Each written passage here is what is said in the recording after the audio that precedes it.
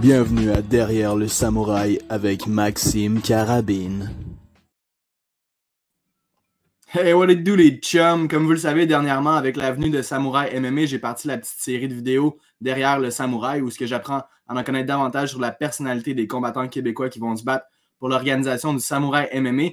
Mais dernièrement, il y a un Québécois qui fait beaucoup parler de lui sur la scène des arts martiaux mixtes. Il a récemment signé à l'UFC après une victoire percutante au Dana White Contender Series. C'est un combattant vraiment électrisant. Il est champion des 170 livres de l'organisation du CFFC. Il y a des KO, vraiment là, des highlight reels incroyables. Mais c'est vraiment aussi un jeune homme qui a l'air d'avoir une personnalité vraiment colorée, vraiment extravagante. J'ai envie d'en apprendre à connaître plus sur ce gars-là. Et j'ai nommé Yohan Lennes. Salut Yohan, comment ça va? Yeah, ça va bien toi? Good, top shape, man. Je suis vraiment content de te recevoir aujourd'hui. Je te remercie d'être là pour l'invitation.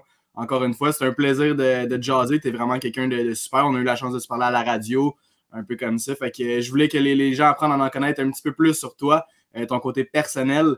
Puis je vais entrer directement dans le sujet. Tu n'es pas obligé de répondre à cette question-là. Mais j'aimerais savoir, c'est quoi ta date de naissance? Puis tu es né dans quel coin du Québec? Où est-ce que tu as grandi au Québec? Dans le fond, moi, je suis né le 14 août 1992. Okay. Je suis né dans un petit village de la Rive-Sud de Montréal qui s'appelle Varennes. C'est une petite ville, là, tout le monde se connaît à Varennes. Puis, dans le fond, c'est ça. Je suis né le 14 août. De là, mon surnom, White Lion, c'est que mon signe astrologique, c'est Lion. Fait que c'était le lion blanc, c'est comme une espèce rare. Puis quand j'ai remporté, dans le fond, Fight Quest amateur, mon père avait fait une casquette avec un lion blanc dessus. Puis c'est comme resté de White Lion. Puis ça m'a suivi depuis mes débuts. Là. Jusqu'à l'UFC, man. Le yes, sir! Justement, en parlant de Varennes, j'ai vu qu'il y avait un restaurant, tu vas pouvoir me nommer le nom, là, je l'ai oublié, mais il y a un burger qui porte ton nom dans ta ville. Exactement. C'est ça? Dans le fond, j'ai eu une entente avec ce restaurant-là, qui est le restaurant La Méchante Virée. Okay. Dans le fond, c'est comme deux restaurants. Il y a La Méchante Virée, puis il y a le Bistrot V. Fait que La Méchante Virée, c'est comme plus un resto-bar, puis le Bistrot V, c'est un petit peu plus classique. Puis, dans le fond, l'entente qu'on a eue, c'est qu'on allait faire un burger vraiment typique à mon nom. C'est moi qui ai fait le burger de A à Z avec le chef cuisinier. Puis, dans le fond, à chaque fois qu'il y a un burger de vendu, moi, je fais 2 $ par burger. Puis, mettons, aux 3 mois, ils me font une facture, puis c'est moi qui ramasse les dons à la fin. Fait que c'est La Méchante Virée à Varennes. Ouais, c'est vraiment cool, je trouve. J'ai vraiment aimé l'idée aussi. Puis, dans le fond, ça va faire 2 ans de ça.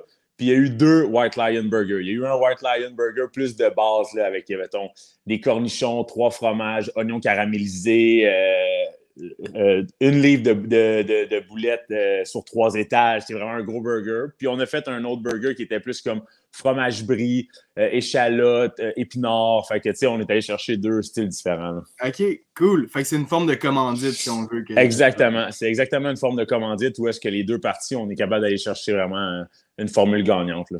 Est-ce que tu es un fan d'hamburger à la base? Un gros fan de hamburger. Sincèrement, là, je suis un gros mangeur. Je ne suis pas un gars qui consomme, je ne suis pas un gars qui boit beaucoup, mais je suis un gars qui mange énormément. Puis, je suis un gros 170 livres.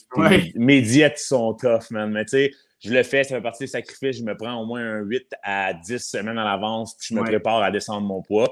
Mais je suis un gros mangeur, Ben justement, ce qui a fait en sorte que j'ai voulu t'avoir aujourd'hui sur ce format de show-là, c'est après ton combat, tu as mis une story sur Instagram où tu disais exactement ça, que tu étais un gros mangeur, puis tu avais genre plein de sortes de chocolat, puis des brownies, puis tout. Fait que je suis pareil comme toi, puis j'ai l'impression qu'on est beaucoup dans ce milieu-là. Ouais. On est tellement là à se restreindre, puis à faire des gros entraînements que quand tu te laisses aller, là, tu dois vraiment tomber dans le chocolat. Là, toi. Exactement. Puis, tu sais, c'est quelque chose qu'il faut que je fasse attention parce que c'est déjà arrivé à mon premier combat amateur. Mon premier combat professionnel, j'avais fait une déshydrate assez élevée. Là. J'avais déshydraté, je pense, 14 ou 15 livres. Puis, 2-3 jours après, j'étais tombé dans les chocolats, le sucre, puis toutes les cochonneries. Puis, je faisais tellement de rétention d'eau que quand je mettais mes bas, j'avais une démarcation serrée d'eau de mon mollet, tu sais, fait que faut faire attention à ça, tu sais, mais là, c'était mon premier combat, j'ai appris beaucoup depuis ce temps-là, puis tu sais, je fais attention, je vais de manière un petit peu plus modérée puis contrôlée, mais clairement, c'est un dada que j'ai qui est très présent. Good, ben j'en ai une bonne pour toi, une question. Si jamais, ce qui ne risque jamais d'arriver, mais tu étais condamné pour la prison à vie, puis tu avais ton death row meal, qu'est-ce que tu choisirais comme repas principal, puis qu'est-ce que tu irais comme dessert par la suite? Ouf. OK. Moi, je suis le genre de gars que quand j'arrive dans un restaurant, puis que je vois des calmars en entrée, peu importe c'est quoi qu'il y a comme entrée, c'est sûr que je vais prendre les calmars. Fait que, mettons, je te dirais, mon entrée fétiche, ça serait des calmars. Okay. Mon repas principal, j'irais soit avec une bonne pièce de viande, style bavette macreuse, ou un solide rack de côte levée avec des frites, man. Ça, là, c'est vraiment... Puis, je te dirais, pour dessert, ça serait genre un gros brownies au chocolat, man, avec de la crème glacée fondant, là, puis je me gâtais. Moi, là, man, là, je suis tellement un accro du chocolat, là, quand mes parents me donnaient des chocolats de Pâques plus jeunes, ils m'en donnent encore, je cassais tous mes chocolats, je mettais ça dans un gros bol, je mettais ça au micro-ondes, puis je mangeais ça à cuillère, man. Du gros chocolat fondu, man. Fait que non, man, j'étais une bébite à sucre, man. Là. Ouais, j'ai vu des photos de toi avant que tu sois combattant, là, puis t'étais quand même pas mal plus...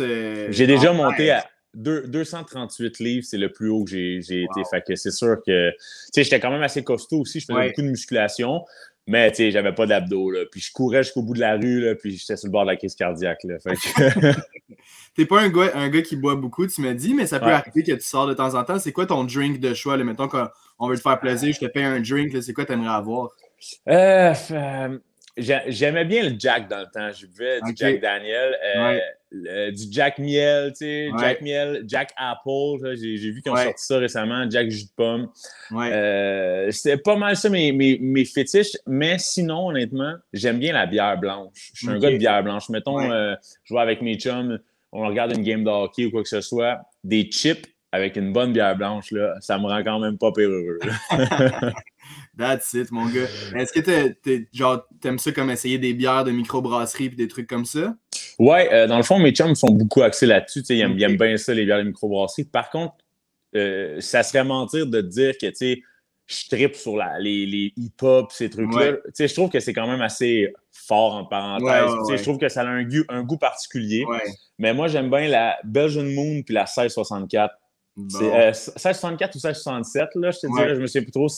Mais c'est pas mal mes deux bières que j'aime le plus. Ouais, c'est mon genre aussi, un petit peu plus légère.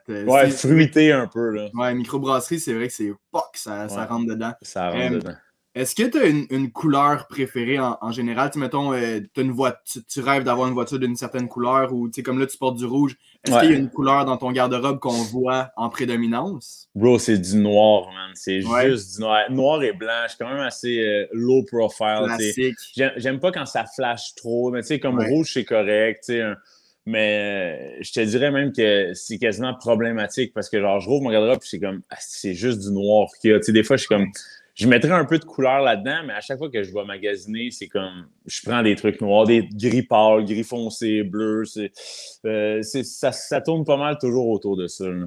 Ouais, c'est ça. T'es plus dans les couleurs neutres, mais c'est parfait. Comme ça, tu te casses pas la tête. T'es sûr que tu feras pas genre un faux pas ou que tu mets deux couleurs qui matchent vraiment pas. Fait que... Exact. Je suis sûr que ça va fitter, c'est ça. Ouais, c'est ça. C'est une bonne approche à avoir. Est-ce que tu as un combat préféré, un all-time favorite fight, comme de l'UFC ou en dehors de ça? C'est quoi ton combat préféré de toute l'histoire? Je te dirais que j'ai resté marqué par le combat entre Rory McDonald et Robbie Lawler. Ouais. Où est-ce que les deux, à la fin, je pense que c'est du 3e ou du 4e round, sont ensanglantés. Puis, les deux, ils se regardent. Puis là, il n'y en a pas un des deux qui flanche, qui veut reculer. Puis c'est un combat. Puis, c'est gaucher contre droitier. C'est toujours intéressant, je trouve, de voir des combats gaucher contre droitier. La game change complètement. Fait que je te dirais que c'est pas mal un combat qui m'a marqué. Vite de même, j'en connais. Il y en a sûrement d'autres qui me viendraient en tête, mais c'est pas mal le combat de l'année. C'est sûr que là, Gaethje contre Chandler dans la dernière fin de semaine, c'était assez intense ça aussi, mais pour ceux qui n'ont pas vu le combat Robbie Lawler contre McDonald, c'est assez légendaire. Ben oui, puis c'est pour les welterweight en plus. Est-ce que ça te parle plus vu que c'est ta catégorie de poids, tu penses? Peut-être, ça se peut que oui, peut-être. C'est deux gars que j'ai toujours aimé regarder, puis mais clairement, là... C'est tout un fight. Ah, c'était tout un fight, oui. Ton fight à toi préféré, est-ce que tu en as un de tes 8 combats? Bonne question. Ouais. Je te dirais que, mettons, pour l'ambiance puis l'énergie, à mon 2e combat professionnel, quand je me suis battu au Centre Bell, il y avait vraiment beaucoup de personnes qui étaient là. J'avais vendu beaucoup de billets. Tout le monde dans ma section avait des chandails White Lion. moi, à la base, je suis un joueur de hockey. Fait que, de me rendre au Centre Bell, de faire mon warm-up dans les vestiaires des joueurs en bas, avec les Zamboni puis tout, c'était quand même une expérience qui est inoubliable pour moi. Par contre, j'ai pas fait beaucoup de 3 rounds de 5 minutes. Puis, que ça soit contre Bertin Desclous ou contre Troy Green, les deux fois que j'ai fait 3 fois 5 minutes, j'ai adoré ça. Je trouve ça vraiment intéressant de te rendre après un premier round, d'aller dans le coin, parler avec tes coachs. Ça passe tellement vite. Boum, après, tu y retournes. Après, on revient dans le coin. OK, ça a marché, ça n'a pas marché. Fait que, je te dis pas que je souhaite faire des 3 fois 5 minutes parce que, ce que je veux, c'est manger le moins de coups possible puis me rendre le plus loin dans ma carrière.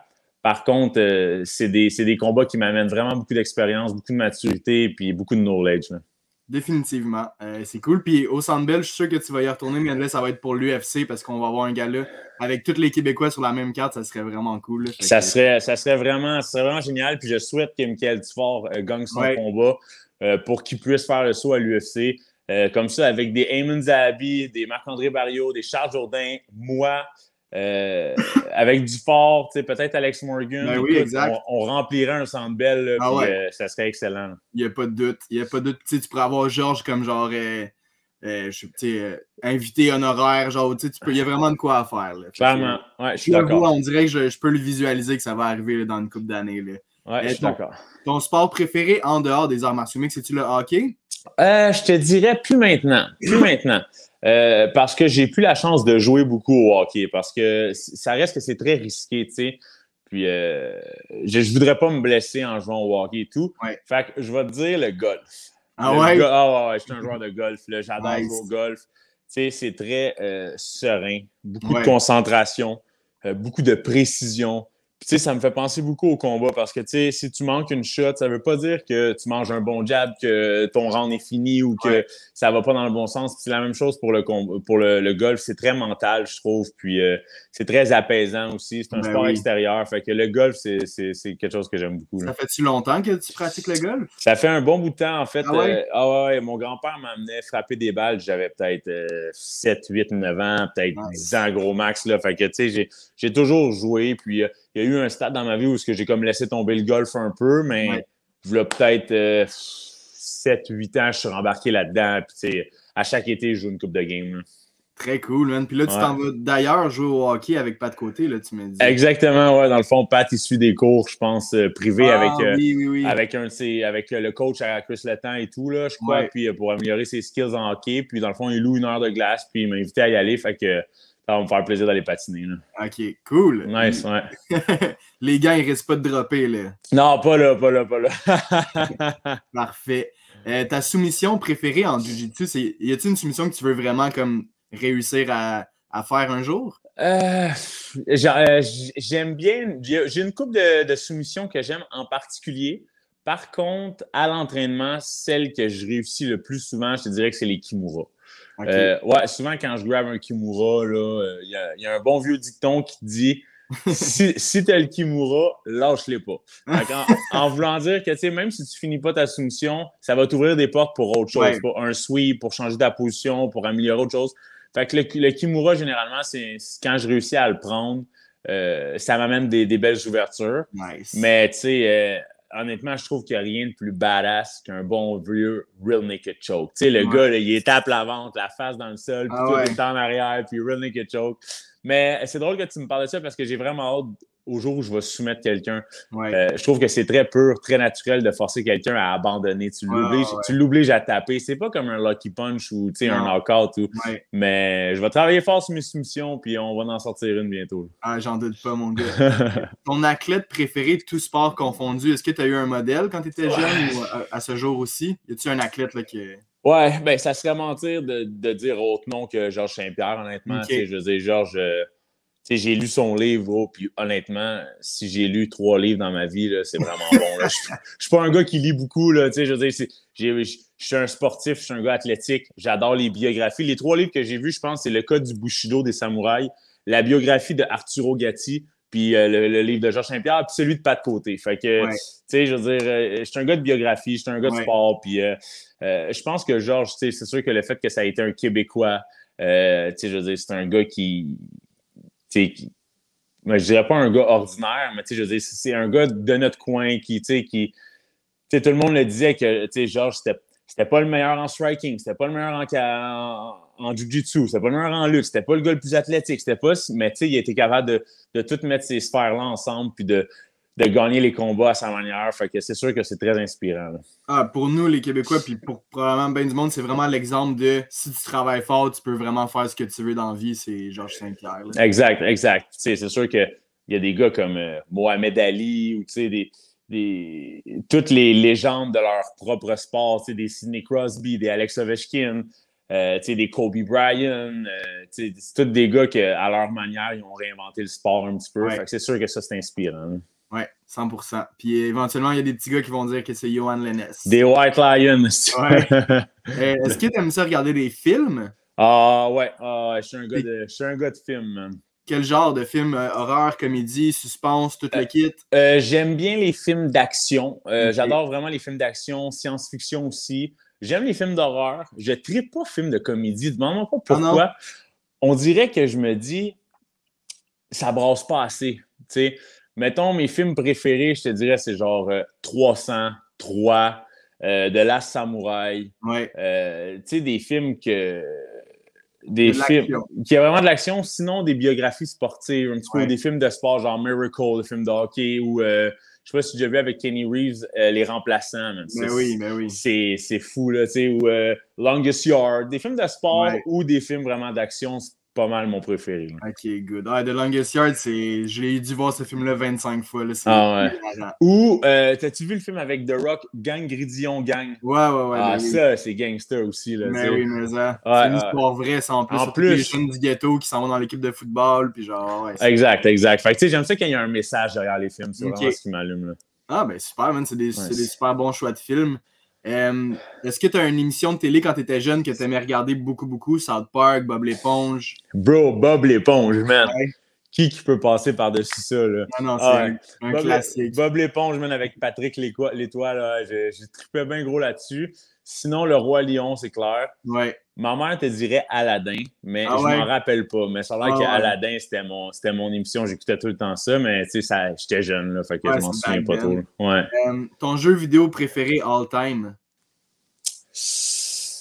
Vice City, Grand Theft Auto. Man. Ouais, ça le faisait. Là, tu allais te chercher des codes sur Internet. Là, tu peux avoir un jet, plein d'affaires.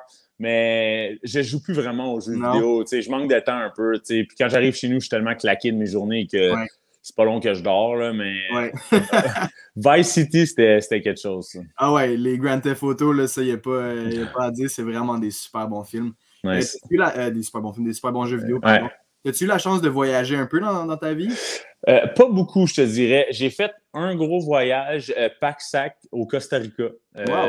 J'ai trippé, man. Je m'étais loué un petit Jeep, puis je m'étais fait vraiment un itinéraire, puis j'ai vraiment fait le tour du Costa Rica, là, Monteverde, Tamarindo. J'ai vraiment été à plusieurs arénas. J'ai fait le volcan.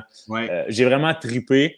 Je te dirais que ma prochaine destination, si je pouvais, j'aimerais ça aller en Thaïlande parce que, tu sais, en étant un combattant, il faut que tu ailles voir ça, la Thaïlande, puis le Muay Thai là-bas. Puis c'est sûr qu'on me dit que c'est rendu vraiment touristique puis que ça a changé un petit peu. Par contre, la Thaïlande serait un endroit que j'aimerais visiter, Nice. Ton animal préféré, t'es un gars de chien, hein, toi? Ah ouais, j'adore les chiens, c'est sûr.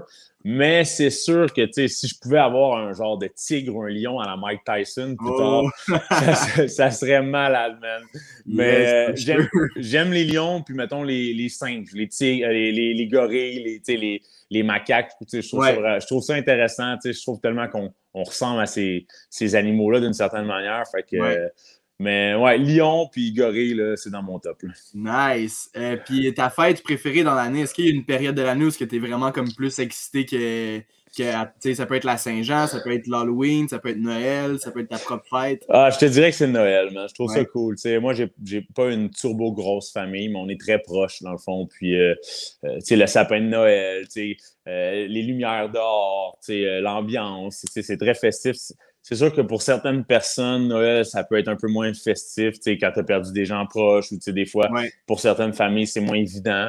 Moi, j'ai la chance de venir d'une bonne famille. Je veux dire, je suis proche de ma famille, Ouais. tu sais, puis... T'aimes ça passer du temps avec eux. Ah ouais, clairement, ouais. Bon, mais ça s'en vient en plus, fait que je te souhaite un très bon temps des fêtes, mon Johan. T'es bien gentil, man. C'est super cool, j'apprécie ça. Ouais, ben c'était super plaisant. Écoute, t'as répondu à toutes mes questions. J'en connais davantage sur toi maintenant. Puis, That's it. t'es un jeune homme rempli de couleurs, puis t'es super électrisant. T'es pas juste un combattant vraiment excellent, t'es un humain super intéressant, puis avec une belle personnalité. Fait que j'invite les gens à aller manger le White Lion Burger à Varennes. La méchante virée, à la méchante virée. Nice. Yes. Puis merci, mon chum. C'est moi qui te remercie, Johan. Puis on se voit au Samouraï MMA le 19. Yes, sir. Merci. Bonne journée. Ciao tout le monde. Ciao. Hey, fait que c'est ça. C'était Johan Lennes derrière le combattant. Un petit update, là. Vous le savez, c'était derrière le samouraï. Johan se bat dans l'UFC, donc ce n'est pas un samouraï, mais c'est tout un combattant. Un jeune homme avec une très belle personnalité. Fait que je me sens vraiment choyé d'avoir pu le rencontrer et d'avoir pu discuter avec lui. C'est important d'humaniser les combattants. Encore une fois, je le répète, c'est pas moi qui ai eu cette idée-là.